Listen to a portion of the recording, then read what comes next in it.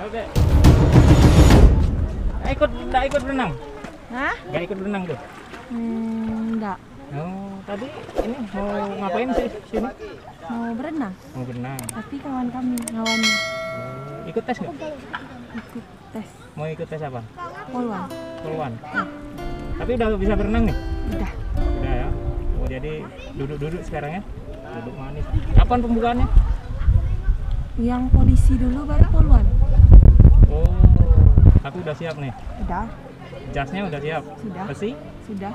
Oke, berarti siap tempur ya? Siap. Oke, semangat. Semangat. Semangat dulu. Nah, Pada episode kali ini kita akan membahas tentang seleksi renang. Berapa kedalaman kolam renang? Jadi untuk kolam ini yang saat ini saya berada di dalamnya, untuk bagian pinggirnya adalah 1,25 meter. Sedangkan di bagian dalam itu 2,45 meter. Jadi makin ke tengah makin dalam. Tetapi tidak usah takut, karena semakin dalam kolam itu daya apungnya semakin kuat dibandingkan yang dangkal. Untuk setiap kolam di tiap daerah berbeda-beda. Jadi kalau di sini seperti itu kedalamannya. Mungkin di tempatmu akan berbeda. Namun yang perlu dipastikan, kalau kita sudah bisa berenang, pasti tidak ada kekhawatiran tentang kedalaman kolam. Hanya orang-orang yang tidak bisa renang yang takut akan kolam yang dalam. Kemudian pertanyaan kedua, apakah boleh menggunakan tepian kolam untuk pijakan pada saat start? Jawabannya adalah boleh, karena memang seharusnya seperti itu. Kalau untuk seleksi masuk TNI Angkatan Darat, jaraknya adalah 50 meter, berarti dari tepi dekat ke tepi jauh. Berarti gunakan saja pinggiran kolam itu untuk menapak. Jadi daya dorongnya itu ada. Jadi dalam satu gerakan kamu bisa melewati 2-3 meter. Kemudian setelah habis daya dorongnya baru kamu mulai berenang. Itu adalah keuntungan. Beda halnya apabila kamu mendaftar rekrutmen Polri, karena jarak tempuhnya adalah 25 meter. Kalau di sini startnya ada di tengah kolam, kalian tidak bisa menggunakan tepian kolam untuk daya dorong pada saat start. Bagaimana dengan gaya? Untuk gaya tidak terlalu diperhatikan. Bisa gaya kata atau gaya dada ataupun gaya bebas. Untuk Angkatan Darat itu lebih condong memilih gaya kata atau gaya dada. Mengapa? Karena ini ada hubungannya dengan kegiatan taktis pada saat kalian sudah menjadi tentara. Salah satunya adalah renang militer. Renang militer itu menggunakan pakaian lengkap, menggunakan senjata, menggunakan helm.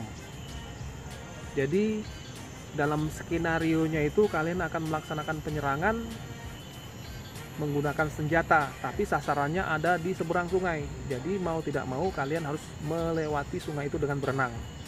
Untuk menjaga kerahasiaan, berarti gaya dada yang diperlukan, karena gerakan-gerakan air itu bisa minimalis dibandingkan gaya yang lain. Namun kalau kalian tidak bisa berenang gaya kata, bisanya gaya bebas, itu juga tidak bermasalah. Untuk tes renang ini adalah bisa atau tidak bisa. Jadi kalau kalian bisa berenang, mau gaya apa saja, itu berarti lulus.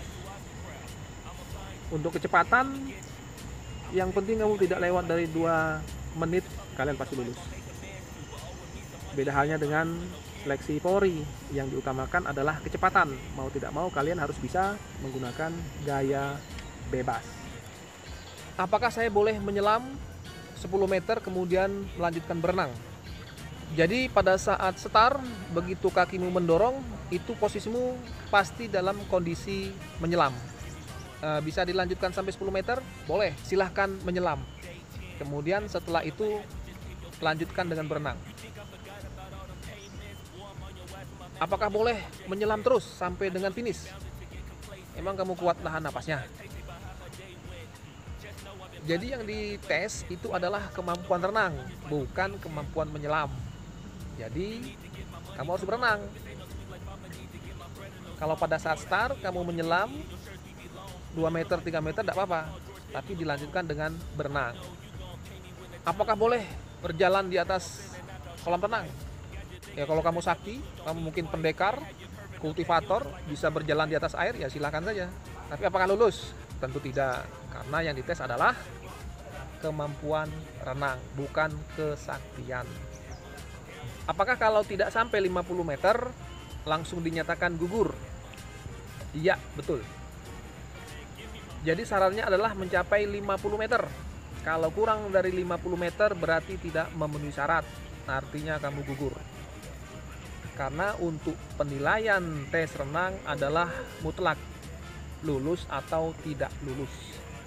Apakah pada saat menjelang finish kaki menyentuh dasar kolam itu dinyatakan gugur?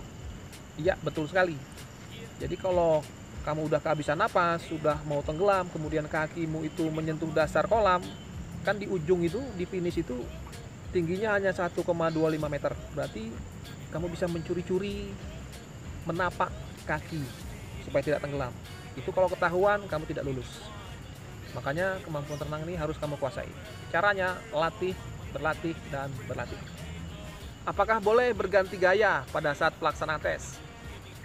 Sebaiknya tidak berganti gaya, namun apabila terpaksa, ya tidak apa-apa juga. Karena penilaian seleksi renang itu juga mencantum gaya. Jadi kalau gayamu campuran, tertulisnya tuh gaya dada, gaya bebas. Hasilnya lulus. Tapi sebaiknya kamu menguasai 1 atau 2 gaya, tidak perlu ganti-ganti. Apakah boleh istirahat di tengah kolam? Sebaiknya tidak usah istirahat di tengah kolam, istirahatnya di pinggir kolam saja. Intinya itu kamu harus bisa berenang. Tidak usah banyak alasan, tidak bisa berenang, tidak mempunyai kemampuan renang, kamu minta istirahat di tengah kolam. Nanti jangan-jangan minta kopi lagi di tengah kolam. Oke?